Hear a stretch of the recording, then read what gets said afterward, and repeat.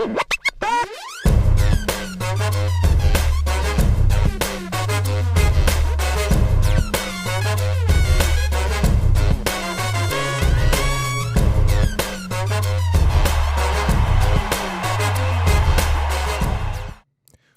going on? What's going on? I hope you guys are doing well. Man. Thank you guys for coming in for an episode from the Dewan Elliott Music Podcast. Man, it's about to get litty up in here, man. Give yourselves a round of applause for coming in for an episode right here in the Dewan Elliott Music Channel. It's about to get litty. I've been wanting to put episodes on this channel for a while because music is my favorite passion. My first passion of all of it is the music. Am I right, guys, or what? Music is it. Music has been a part of my life since I was a little one coming out of my mother's womb. Guys, I got a good one for you today, man. The day the music died in the Matrix, and it had to be in the 90s is when the music died. And I am here for all the smoke guys. Don't forget to like, subscribe, comment, and don't forget to hit that notification bell for your boy. We're going to get into it. I want you guys to check this out. This is when the music died. Hit your boy up in the comments. Let's roll. Okay, this is going to be a really fun video because I'm going to explain to you how corrupt the music business was when I got in it. But it really started back in the mid-90s, around 1996, and it eventually led to the demise of rock music, but really of most music. And this particular corruption happened on so many levels that it's a really convoluted story. So I'm going to have to explain it with a couple other punch-ins to get into greater detail so you actually can follow along, because you're going to be scratching your head going, wait, what? I have Jim Barber here. Jim's been on my channel one time before. Jim, give us a brief history of your career. I've done radio promotion. I managed Driving and Crying. I've been a producer, been a publisher, and I was an A&R executive at Geffen during the era we're going to talk about today. But if you want to know more about me, you can read me on Substack.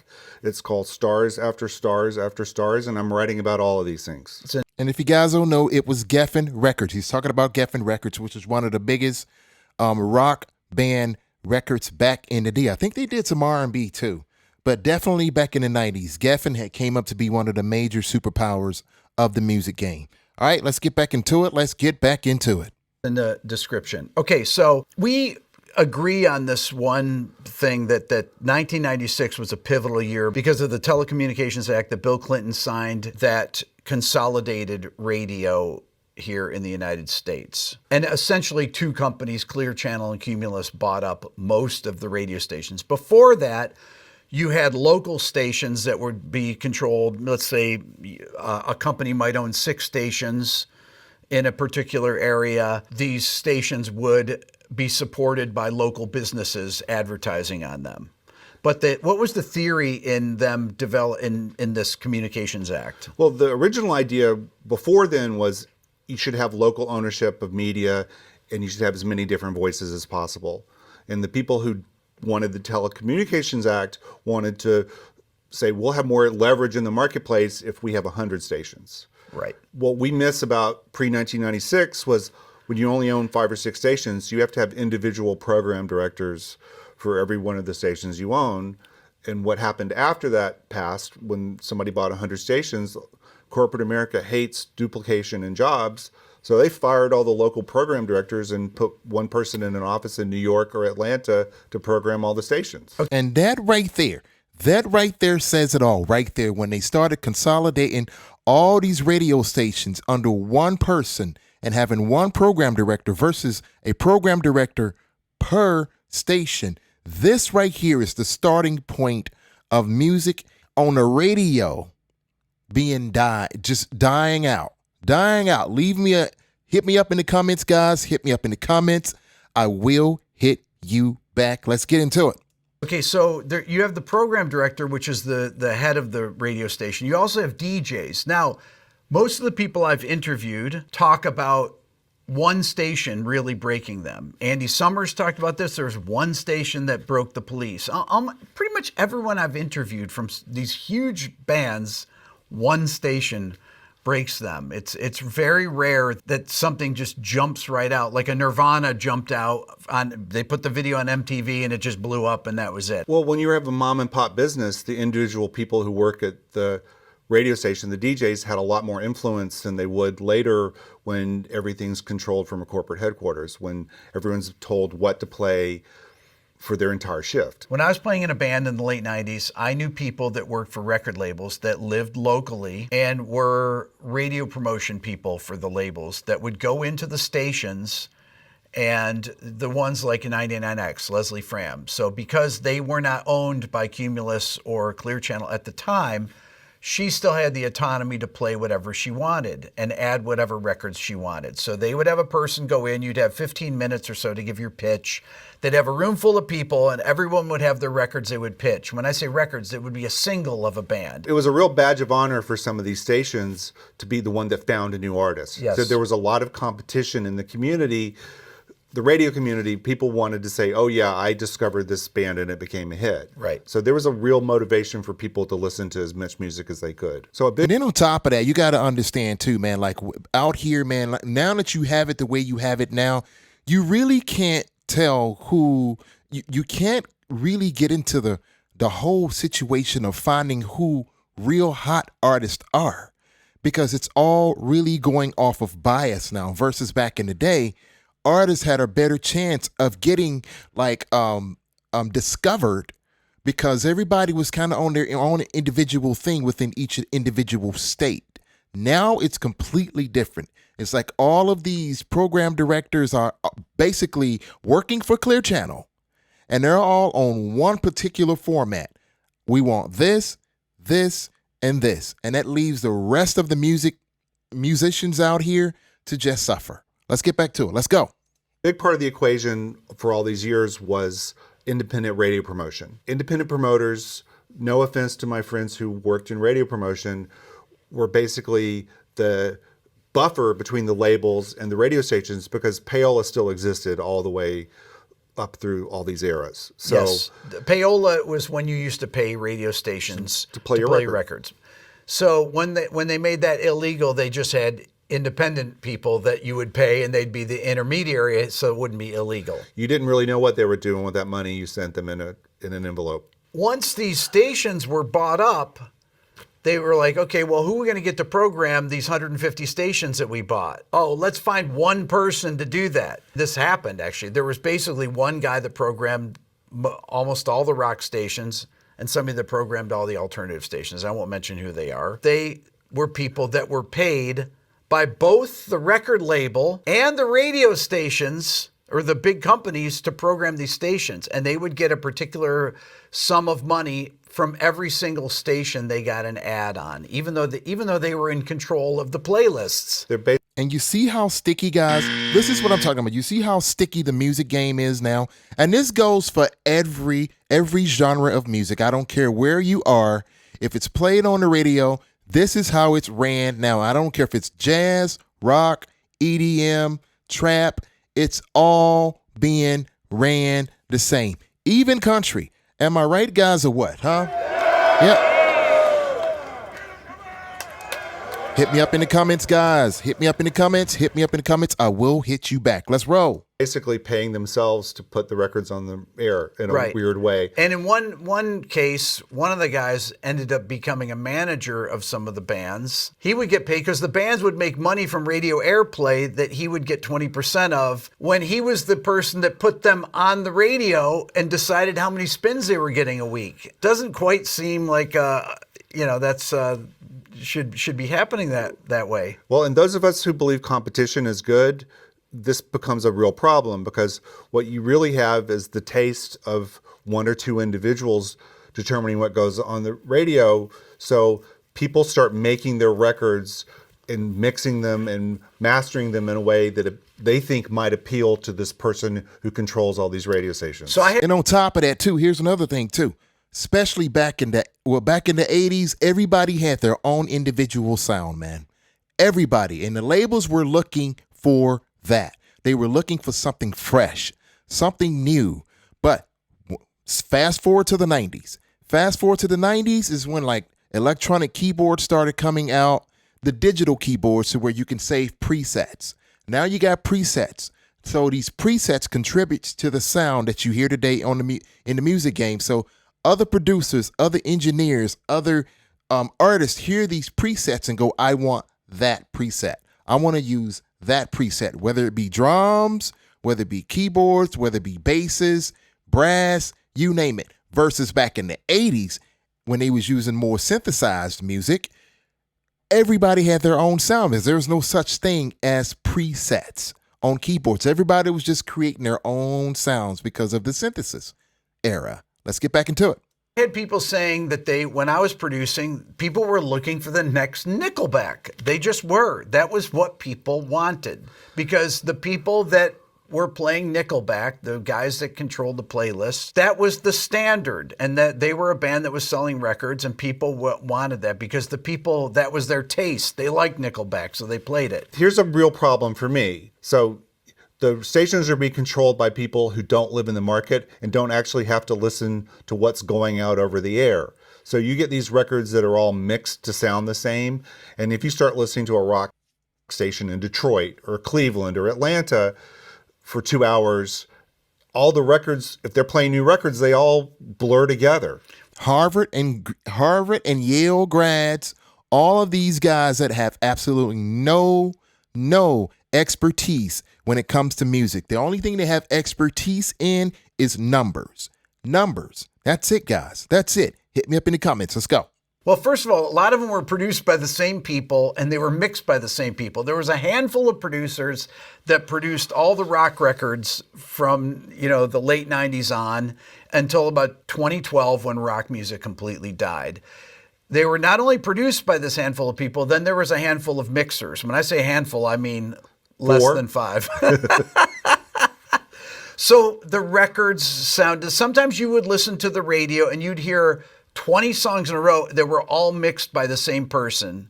And they could have the same drum samples, the same, everything, same bass sound, same type of compression things happening. If you're doing your testing for your radio station in your market, you're all of a sudden discovering that, wait, I have to play records that were made before 1995 to get people to not turn my station off. It wasn't the bands are all terrible situation. It was records don't sound a very good on the radio anymore, so people are going to go back and play older records. Right. Records had an individual sound back in the day, just like when you come out of your mother's womb, you have an individual look to you, have an individual fingerprint. An individual fingerprint. Your eyes were a certain color. Your hair was a certain texture. Music reflected humanity back in the day. Not today. Am I right, guys, or what? Yep. I love this. Let's roll. Let's roll. What was considered to be rock or alternative radio all of a sudden becomes this sort of hybrid. You get one or two new records and a bunch of oldies. There's another layer that this is really unbelievable. Jim and I were laughing about this thing. You also had these people called producer managers. Now, producer managers started in the 80s, I think, but by the 90s, there were a handful of producer managers that handled not only all the producers, but they also handled recording engineers and mixing engineers, and then record label executives. So you could have a person that had the head of A&R for a major label was their client, so they would negotiate their contract with the record label, and they would get a piece of their signing bonus, or they would get 10% of their contract, whatever it might be. In addition, that A&R person would hire a producer that the manager also manages, and then they would hire a mixer that the producer manager manages. The producer managers were making a percentage, 15%, I think it would be, of the producer's money, the people that produce the records. In addition to doing that, every producer that I worked with or that I knew at the time had their own gear. And why did they have their own gear? Because their producer managers told them to buy gear so they could rent it back to the bands so that the labels would pay for it. And this is what you call, I'm just going to be honest with you, a producer manager to me is just a parasite. Am I right, guys, or what? Seriously. Just a parasite. All of these different things that started to like come into the music game in the 90s is basically which is what started breaking down the music industry in the 90s. My goodness, man, I wish we were back in the 80s and 90s, man. Real talk, am I right, guys, or what, man? Wow. Napster destroyed the music game. Let's go. Let me give you an idea of how these upcharges happen. This is another way that producers and really the producer managers would make extra money. So I own this Marshall JCM 800. This is an amp that we're going to use for the session. Well, I'm going to rent it to the band for $100 a day, even though I bought this amp 30 years ago, because this is not part of the budget and this is part of my sound. So we're going to use it. As a matter of fact, we're also going to use this here. This is an old Laney clip amp that people don't have. And I'm going to charge $100 a day for that too. You know what? My JCM 2000, that's going to be $75 a day. Oh, this high watt here? Yeah, this is $125 a day extra. So people would charge this like day after day after day on top of the $2,000 to $2,500 a day that a studio would cost when you're making a record. And sometimes you're working for 2, 3, 4 months, 5 days a week, but you'd get a lockout, a 7-day-a-week lockout. So that'd be $14,000 a week just for the studio time. And then when we use the amps, add all those together, maybe it's $500, $600, $700 a day on top of that for the days that you use them. Let me give you another example. So this is, let's say, this comes with the studio. These are the mic pre's that are in the studio. These are BAE, Neve type mic pre's. But that's not really my sound. My sound is my rack of mic pre's here, these Helios mic pre's. And this is what we're going to use. And since the studio doesn't have these, and I do, I'm going to charge the band $1,000 a day to use my Helios mic pre's. I might even charge them more. So the studio time is $2,000 a day, but there's an extra upcharge here. And who does that go to? Well, the producer gets some of the money. Now, they've already owned this for 20 years or so, right? So they're just making money every single time because they can. But ultimately, 15% of that is going to the producer manager. And then on top of that, here's another thing too, which was cool back in the 80s, man. Back in the 80s, artists went to recording studios because recording studios had their own sound. Let me say this again. Different recording studios had their own sound. Not one recording studio had like all the sounds, all the different tones. No.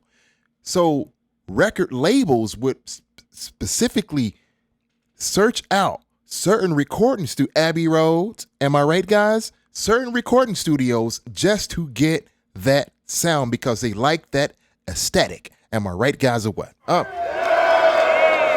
Bring back the 80s. Hit me up in the comments, guys. Hit me up in the comments. Let's roll. they're the ones that are encouraging the producers to do that. Another thing that ate up money in the band's budget was the drum rental. Producers almost never used the drummer's drums. They would always rent them from a drum company. They would bring in a bunch of different drums in addition to a bunch of different snares, and then they would have a person that worked for this drum company tune the drums and change the heads every single day. Yep. There was a record that I worked on that as in a band where the drum rental and the drum teching cost, I think, about $25,000. Wow.